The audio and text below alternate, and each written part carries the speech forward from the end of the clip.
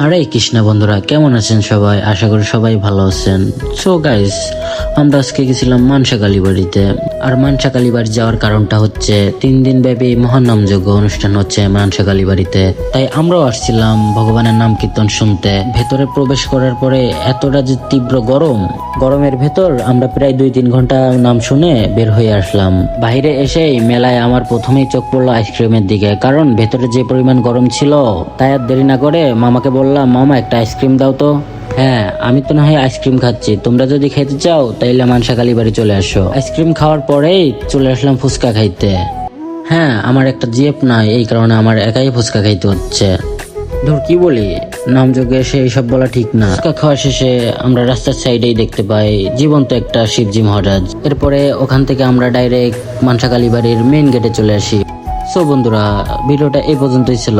কেমন হয়েছে ভিডিওটা আশা করি সবাই কমেন্টসে বলে যাবেন।